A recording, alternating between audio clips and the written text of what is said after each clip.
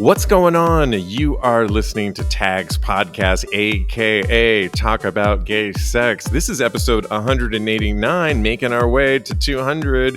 Happy birthday, Madonna. And hello, Jeremy Ross Lopez. Hello. How you doing? I'm good. How are you? Good. I'm doing pretty good over here. It's just you and I today. Lincoln has the week off. He'll be back next week, but I'm excited to chat with you, my BFF that I miss in person. I know. I really miss you, and I miss our endeavors and all of our adventures that we had daily, and we'll definitely catch up soon in person. Absolutely. Before we get into today's show, I just want to make an announcement that this Wednesday, tomorrow, is my brand new third podcast, if you can believe it, called Tags Live. And it's on the platform Get Vocal, VOKL. And if you go on getvocal.com, look for Tags Live. This show will be 9 to 10 Eastern Time every Wednesday. It will be with my co-host, Cody Maurice Doggett. And it's kind of they describe the platform as a cross between Zoom and Facebook Live. So it's live, but we have the capabilities of you can comment right next to the screen. We even have the ability to pull guests and listeners in. And we're going to treat this show a lot like the listener response. So we recap on a lot of the topics we've covered on the Tuesday show and Sex with Stevie. But this is really the interactive solution for you guys to comment and weigh in on some of the topics that we discuss. Plus, cool. We'll play. Yeah, it's going to be a lot of fun. So everything is on tagspodcast.com, but the debut is this Wednesday, 9 o'clock on Get Vocal. And like all the shows, they will get put into our Tags podcast feed. So if you miss it, not to worry, it will show up on our Monday morning feed on wherever you listen to your podcast. Looking forward to that. And then one more announcement. This Thursday, Sex with Stevie, I'm live again on our Facebook page. And I have porn star Brian Knight, Knight, who has a comic book series called Velvet Collar Comics. It's really sexy. It was inspired by Rent Boy and the debacle when Rent Boy went down. He has an amazing artist, and he's on issue number 3. It's going to be really fun to talk to him and how he's been spending his time usefully during this pandemic. So with all that, that's what's going on. I'm excited. Jeremy, are you ready to get into some hot topics? I'm ready. Awesome. I'm just going to jump around, but real quick, do you know the new song WAP? Yes, I do. What does WAP by Cardi B stand for? Wet ass pussy. It's been getting... The thought of that shit literally makes me want to puke. Just saying. It does? Yes. It's been so controversial, but I've just seen clips of the music video. But to me personally, anybody that's giving them shit for talking openly and honestly about their sexuality, being women, should just shut the fuck up, because men have been doing it in the hip hop culture and in other music for so long. Years. And so now all of a sudden in 2020, if a woman wants to reclaim her sexuality, she should be able to do that. And even though it might not be your thing at all, in our community, a lot of guys, boy pussy, we were talking about boosie the other day, man pussy. Mm-hmm. And yeah, but it grosses you out, but you are for the song, I'm sure. Of course, right? I'm definitely for women expressing themselves sexually, and I have no problem with that. I'm just saying it definitely makes me think of a wet ass pussy and not a boy pussy, so that's just why it's not my song of choice, but it's definitely a fun song, and the video was a lot of fun. It didn't exactly make a lot of sense to me, but it is visually pleasing at the same time. Wet ass pussy. Some gay artists should do Boosie the song. But we talked about. Right. We've talked to Dr. Goldstein, who's been on our show before, who is the good ass doctor. And apparently, if a guy it doesn't has like lubrication without lube, that's not always a good thing because maybe you're producing mucus that because you've over cleansed. He's talked about on our show Yeah, or over douched, which is not always a good thing, and it can do some damage to the lining of your anal cavity. right. So, but we'll have him back on in the fall, and he can address all that in more details. So, just wanted to know if you knew that acronym WAP, Of and course I do. of course you do. I knew you would. This was the show that we were Lincoln brought up, and of course he couldn't make it today, but he wanted us to kind of talk about some other topics other than COVID. Of course, when we do talk about COVID, we do try and relate it to our gay sexuality, and I have some topics that are related to our gay sexuality a little bit later in today's show. But I did think of a topic that is just on my mind and I've been thinking about is getting fucked. And as a person that is more bottom than top, um, I was thinking about this recently about women when they get fucked they can be on top just like us. Hmm. There's missionary style, there's doggy. We pretty much replicate all the positions that our hetero counterparts do. And I've noticed that as a predominant bottom, that when I've gotten fucked on my back, missionary style, Hmm. half the time or 90% of the time, the top is so hovering over me and my legs are like jammed in me that I can't even jerk my dick off.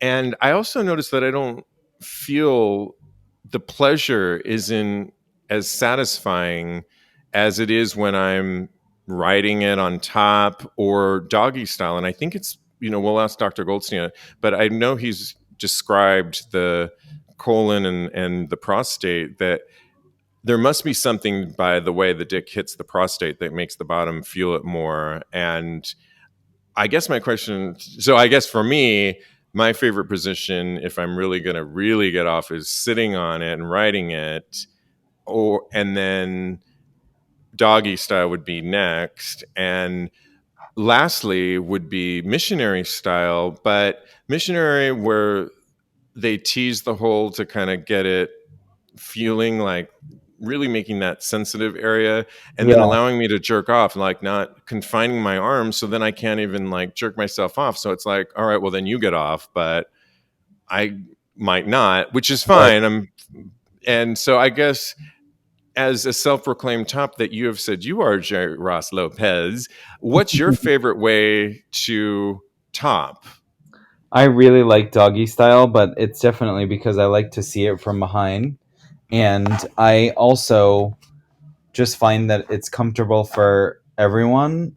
I definitely like to make sure that the bottom is comfortable and is like getting off at the same time. I'm not one of those selfish tops that just worries about myself finishing, but I also enjoy just making sure that the bottom gets to finish the way that they want to, because a lot like to be on their back with their legs up, and some don't like to finish doggy style. So it really just depends on the person, but I'm definitely into all different positions, and my personal favorite is doggy style. I would agree with you. And part of the reason I think a lot of guys, and myself included, that often I do like the missionary style or where it can work with me is when you're really into somebody and the eye contact that you really get fucking in that way because you're both staring at each other Right, and that it's can a be different really hot. connection, that's for sure.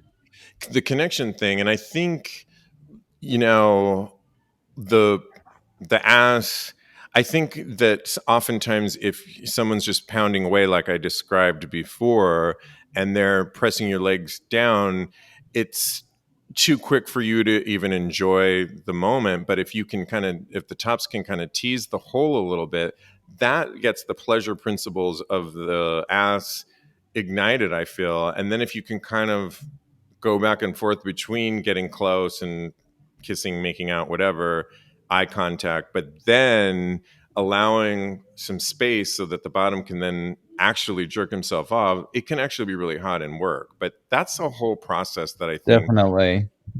yeah, that needs to be kind of navigated.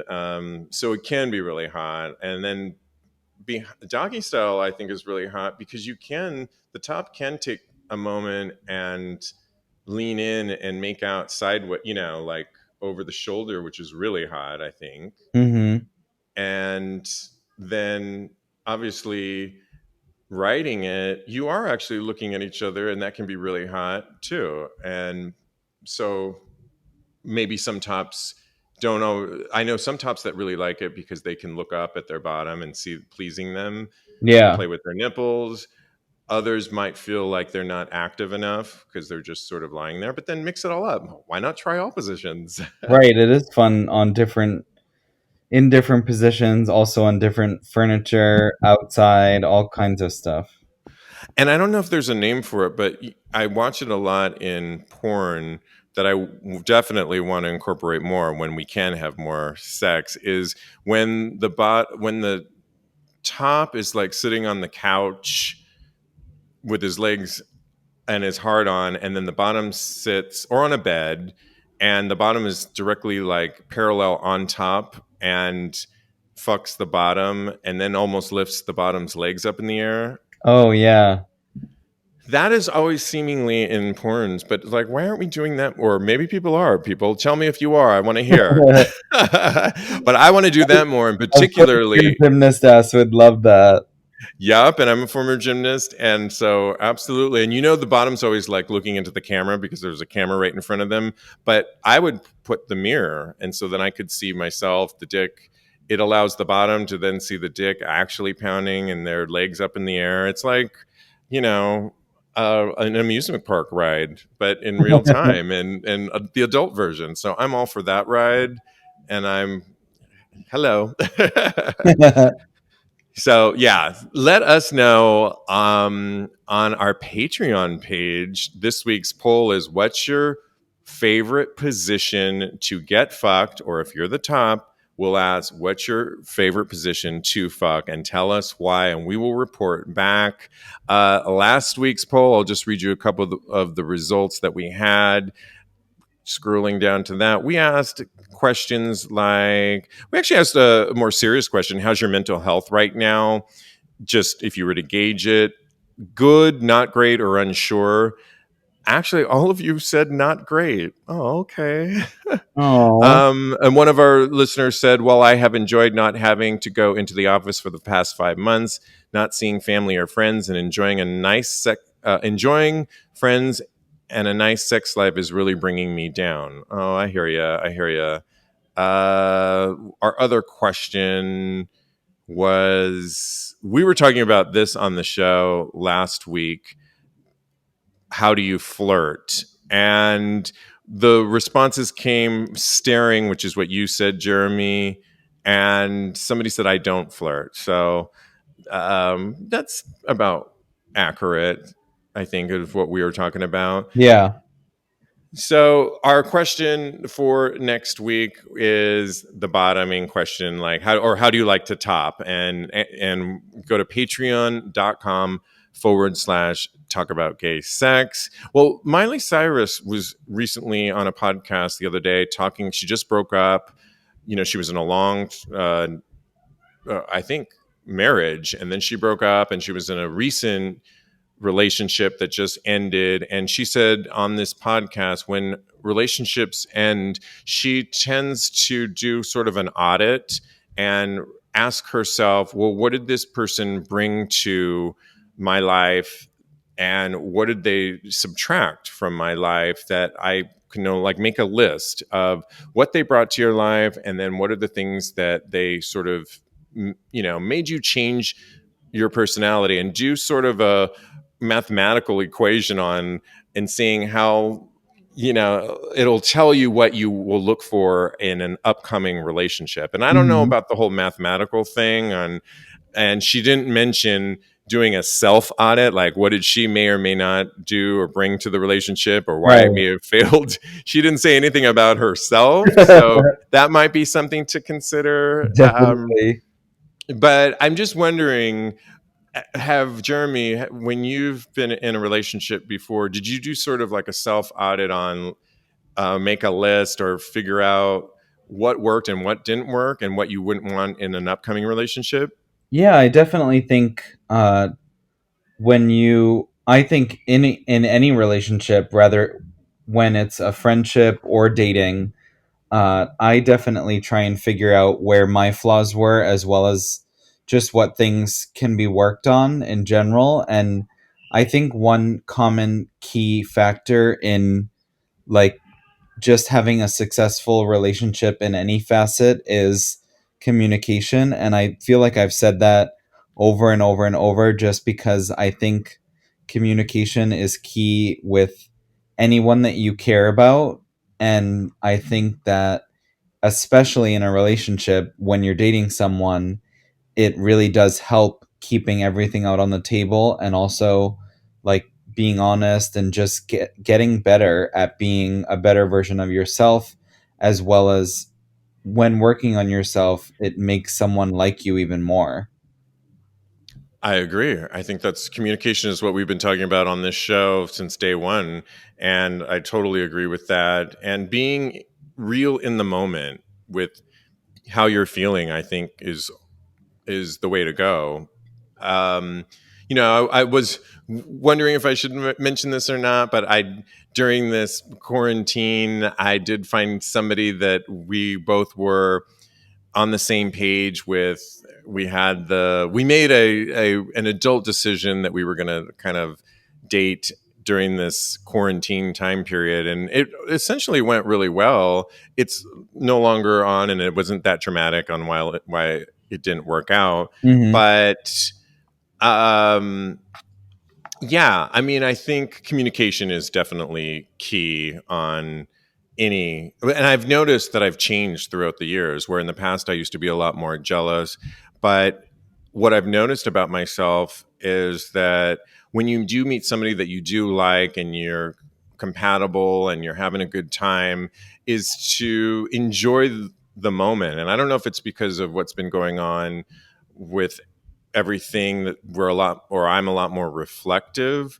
But moments are, first of all, it's Groundhog Day every day, so it's hard to decipher. And the life Right. isn't what we expected it to be, obviously, Right. this summer.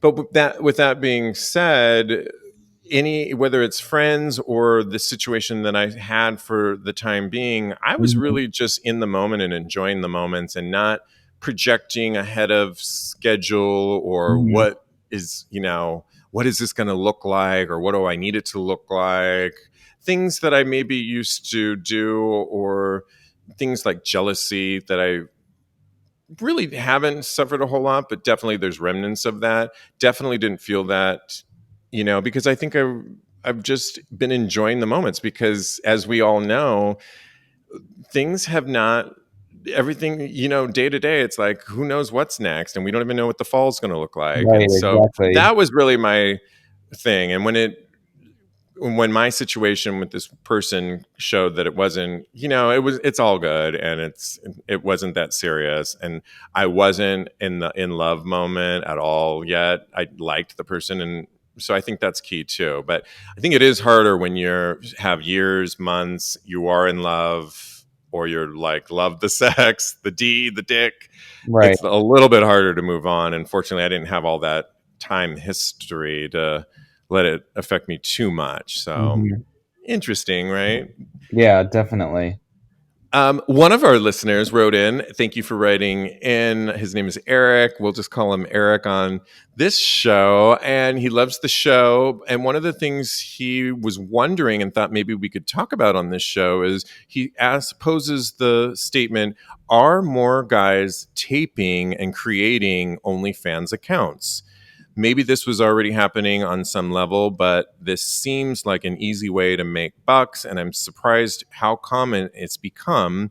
He writes, is there quote, real money in these activities? Well, I can say first off that and having several OnlyFans producers or porn stars on this show, Mm-hmm.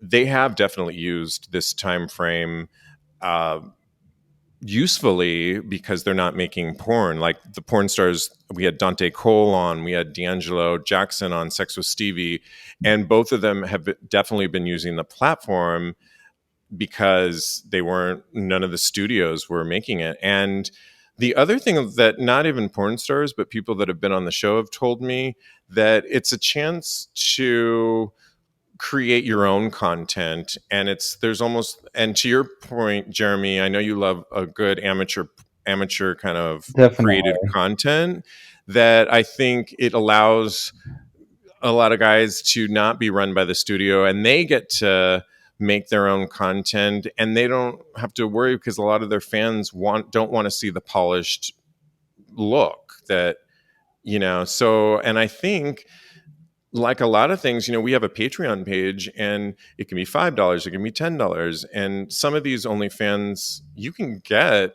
if they already have huge followings, $9.99 times 1,000, 2,000, 3, it's adds up, and Right.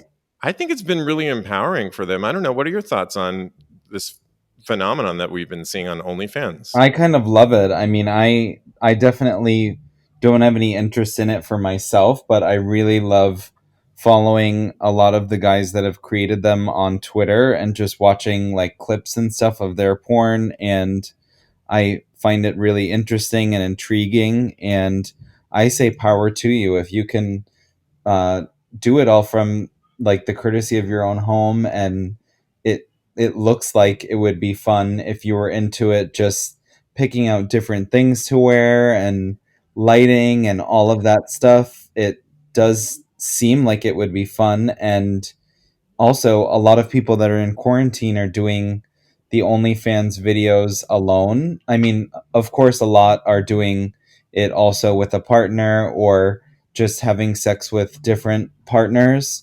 But a lot of them, I think, are able to do it and film content by themselves, which is awesome. And you're able to, like you said, make your own choices, as in being your own porn star. And I mean, I find that in itself is pretty cool. And it also gives people of all different shapes, sizes, ethnicities, uh, the platform that they want to create for themselves, rather than it being the, I guess, typical realm of what porn stars look like, or the type of porn that you see uh, frequently on any of the porn sites now.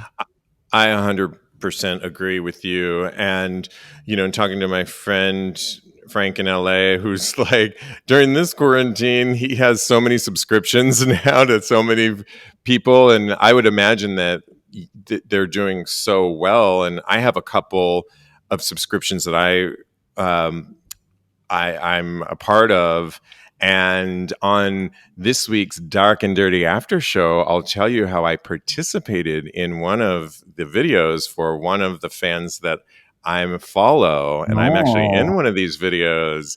You can go to patreon.com/talk about gay sex. And it's this week's episode on Dark and Dirty where I'm in one of these videos, and I'll tell you more on the after show. But I do think that I love the accessibility of it, because when you do join some of these, because a lot of like the porn sites, you buy subscriptions, but they're kind of expensive. yeah. The 29, 39 Hmm. or per scene. The beauty of a lot of like OnlyFans site, for example, I'm only saying OnlyFans because the Just for Fans guy has been under scrutiny, right, for some things right now, and we could talk about it later. But yeah, but on OnlyFans, it's a very basic platform. In other words, there's not a lot of bells and whistles on it, Hmm. and often, like I said, many of the subscriptions are $7.99 a month, $9.99 a month. I mean, not a lot of money. Some go up to a little bit more, they post a lot, like you said, Jeremy. There's a lot of solo work. It's Hmm. often very amateur. They can talk to the camera, but you do kind of feel, at least in the ones I've seen, that the person that you're following has you in mind, meaning you, the fans, in mind on what you want. And Hmm. there's a way on there to not only like the scene that you just watched, comment on the scene that you just watched, but you can reach out to the person that you're following, and they often respond right back to you. You couldn't do that, on regular porn. Right. The old days, you definitely couldn't do that. Certainly on, if you go to a lot of the studio driven porn sites, it's not like you can reach out to the porn stars and get a response right away. This one goes right to their email. They get a response and they can either comment right back on the platform or to you directly in a private. And so I feel like you have a lot more intimate connection with the person that you're following. Obviously, you're following people that you like. Right. So, and the price point's really good. And oftentimes they'll listen to you or the fans and produce content that their fans want to see. So I'm all about it. And long story to your, I think it is very lucrative, is what you were asking. And I think it's kind of a cool thing. Yeah, And back I to, agree. And I also love the fact that, like you said, you can certainly put in requests for specific things. And I mean, if you have your own personal fetishes that uh, the person that you're subscribed to turns you on with, I mean, that's even more incentive to subscribe to as many people as you want. And I mean, the sky is kind of the limit as far as what the content that they're able to create. totally. Yeah, I'm all about it. And do you have any subscriptions right I currently, or you don't. just, I have a few that I've been debating, but I don't at the moment. the cool thing about it is you can do it like for a month, and there's people like Greg McKeon, who's been on my Thursday show Sex with Stevie. He actually is really a brilliant businessman. He obviously has, like you were talking about, he promotes on his Twitter at Greg McKeon, or just look him up, scenes that you would see, and he's always doing hot scenes or solo work. Hmm. So that's just the Twitter thing, which anybody can go to.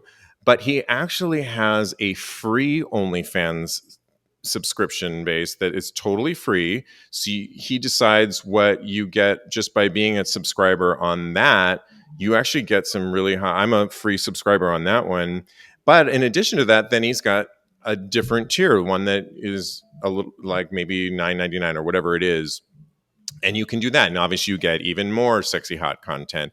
And Right. I think that's really well done. It's tier based. It's almost like he took our like Patreon model and Hmm. modeled it after that, so there's different tiers of it, and I think that's really cool. And he It's comes out with smart. content all the time, so Hmm. no shortage of that. Well, there's a couple of stories out that I want to round out that are, I wanted to get your feedback on, Jeremy. And I've had DJ Dan DeLeon on Sex with Stevie, a DJ. I knew him in LA. He's major DJ. Well, he's a part of a brand new Atlanta. There's called the Peach Party Atlanta, which I think is so funny. August 28th through the 31st, and they're essentially doing these outdoor parties that they're saying that you can buy tickets for. They'll be limited on the amount of tickets. They'll have DJs. They'll be socially distanced. People will be required, guests will be required to wear masks. And he's doing, DJ Dan DeLeon is doing Labor Day weekend. It's called Sweet Tea at Sunday, September 6th, starting at 4 o'clock. It's Hmm. outdoors. They're saying we have scaled back all events. We have scaled all events back to a small group instead of the normal big parties.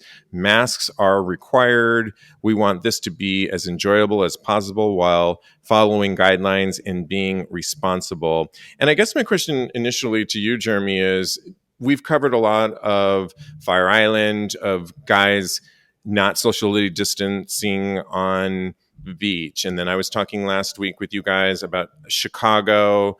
at another beach where the gays were not socially distanced. We've heard of parties here in New York happening that got in trouble by the governor. And this is an upcoming party. Granted, numbers are for COVID are going down. Do you think it's the right time to be planning these kind of circuit parties, albeit with masks and with social distancing? I guess my question is, do you think that they'll be able to enforce the masks and the social distancing effectively? I mean, I hope that they would be able to. And I mean, personally, I think it's too soon, but I also get that people have, uh, they want to make money and people want to get out. And I get that it's frustrating to be in the house for months and it's frustrating not to be able to gather and stuff like that. But I think it will definitely be difficult to enforce just all of the like procedures and guidelines to crowds of people, even if it is scaled down. But that's just my personal opinion, and it does definitely doesn't sound like something that I would rush to. But it is exciting if you're a DJ to be playing at uh, something that would be the start of getting back to a little bit more normal. That being said, I think it is a little too soon. I actually 100% agree with you. And we've had DJ Dan DeLeon on our show before, and he actually has this, I think it's a circuit web series that he's a part of and one of the producers on. And he was the first proponent to participate in virtual DJing and virtual parties. And he's also on that. They actually were filming the reality show or this reality series on circuit parties that's on YouTube. I think it's called The Circuit. And they had to actually address that New York party. I think we were talking about it on this show, and they incorporated it in real time on how two of the dancers posted on their Instagram a not socially distanced party. Remember that one that happened earlier, like a couple months ago? Yeah, that we talked about. Exactly. And they addressed the whole situation on one of the episodes, which I thought was really brave and cool. And the two guys that were the dancers, one of which posted on his social media that really he got a lot of backlash for, Hmm. but apologized and said, I wasn't thinking right. And I appreciated that. And both Cody and I were talking it a little bit more, and we appreciated the honesty. And it's going to happen, but we liked all that. I'll try and get Dan DeLeon's current response on what he really thinks on how these parties are going to be run, because I guess in to kind of piggyback on what you're saying, Jeremy, that we've seen, yes, I get it. People want to get back. We're itching to get back. He's a DJ. He wants to spin. Yes, there have been virtual parties, so there is options that people have been exploring. Yes, this party is going to be outdoors, where we know the virus doesn't uh, pass as much. Yes, they are talking about wearing masks, but our history has shown that we don't do really well when there's more than 15 people in a group. That And Lincoln has mentioned this, and I agree with him. When there's alcohol in the mix, obviously our walls and are down, and we might forget to pull up the mask if we had a sip of our cocktail and get and if there's going to be hundreds of people, and the very nature of the type of music that DJ Dan DeLeon and a lot of the DJs that they're listing is club circuit music. It's pounding, it's infectious, it just invites dancing and sweatiness and getting close and heavy breathing. So I guess to your point, I'm not sure why it's particularly Atlanta, where their numbers haven't been the greatest at all with COVID, that why this has to happen in September. It seems a little rushed and soon, Right. but I will get a response from DJ Dan De Leon and we'll see what he has to say. And then my other interesting thing I was reading is Wicked Gay Parties. Is I had the guy that runs this site on my show as well, and it's essentially, for people that don't know or didn't hear it, you could go to wickedgayparties.com. For the longest time, he has been listing sex parties that he either produced, or you can sign up on the site and list your own sex parties. And this has been going on for a while. It was heavy East Coast, but he's expanded it to all over the country. And when I had him on the show, he was talking about producing virtual sex parties and getting rid of, for the time being at least, Mm-hmm. of in-person parties. And I thought that I participated in one of them. I think I told my story on how I was awkward with the lighting and my own lighting, and I was awkward in general. And it was a Yeah, lot of fun, and I got off and then got off the yeah. site. But it was what it was. And he has just introduced with a brand new email that he is in fact going to start listing parties in cities that have a 5% or lower rate of COVID rates. So, and they're going to start listing the parties with no risk, which currently, he writes, the only events we have listed with this rating are virtual parties. So that would be the parties he's currently throwing. Mm-hmm. Then it goes to low risk, medium risk, where parties might determine that, let's see, the main factors that we consider when determining which parties to include. And by the way, these are not scientifically or recommended by any organization. They're simply what he's gathered from the CDC, just kind of pulled, and everybody has to make up their own minds. But the medium risk here are the size of the crowd. They'll limit the size of the crowd inside or open air, and whether condoms are required, because as we know, COVID has been found in semen. So in the medium risk, it would make sense to then wear condoms in this. I'll put all this on tagspodcast.com. Then there's obviously high risk, where the parties exceed 10 people and may or may not have masks required. And he's going to start listing them with people, making up their own minds. I don't know, Jeremy, what do you think? Because he does start off his blog with, "We are sexual humanity. Us gays are yearning for the time when we can connect with other men, particularly gay men. I feel this for sure." What do you think about the way he's approaching this, kind of opening it up in this capacity? I mean, I think it's inevitable that it will be like just reincarnated in a No different, matter what. and I think that at least he sounds like he's doing it uh, in a somewhat responsible way. Uh, I still think the same kind of similar opinion for the concert. It's not something that I would rush out to, and I guess if it's scaled down and it is in cities with lower risks, it is smarter, but still not really the best decision in my opinion. That's just my personal opinion. But I think to each his own, everyone can make their own decision. And I think also, as I stated before, being cooped up after a long time, I mean, people are really ready to get out. I just don't know if that puts people at risk when attending things like this or just social events in general. Yeah, I agree with you as well. I think that people are going to be sexual in nature. I really wanted him on the show initially because his whole business model was about listing gay sex parties, producing them, but also listing them across the country.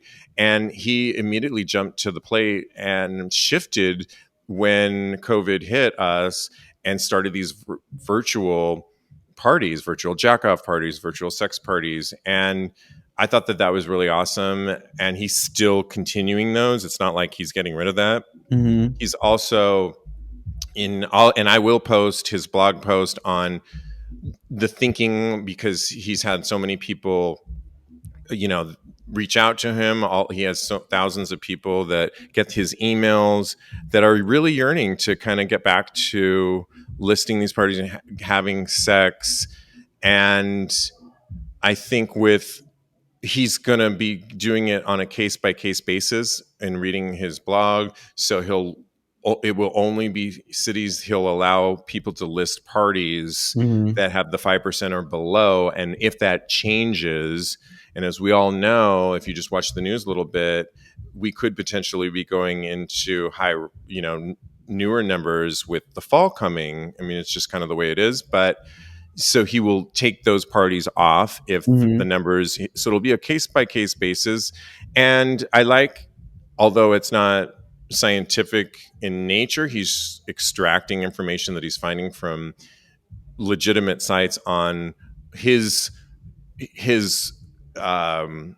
risk, low risk, high risk type of listing of these parties. But ultimately, people have to make up their own minds and determine what relative risk that they're going to have to take or willing to take when, in fact, they choose to go to some of these parties. And I think that's I think it's flexible and it's working with what's going on. And I think, this one I'm not mad at. I'm actually not mad at, I think everybody, why do some people get to go back and then others don't? And why do some businesses then have to suffer? Right.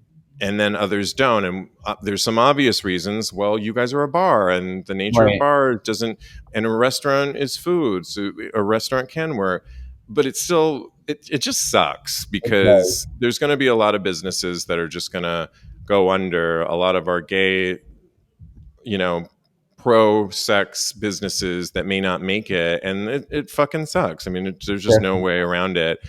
I think people without a lot of government initiatives and leadership that people like these entrepreneurial types are having to make up rules as they see it. And it's hard to get mad at anybody without lack of leadership for making decisions for their business without falling under and having to close up shop. So it's just nuanced, and I agree with you, Jeremy, and we'll see. I'll continue maybe I'll get him on soon to kind of respond back on that. So anyway, thanks for playing, Jeremy Ross Lopez. Of course, anytime.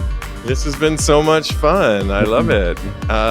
Again, you can check out my live show this Wednesday on the Get Vocal application. It's 9 to 10 Eastern time. It's called Tags Live. All of this information plus show notes are on tagspodcast.com.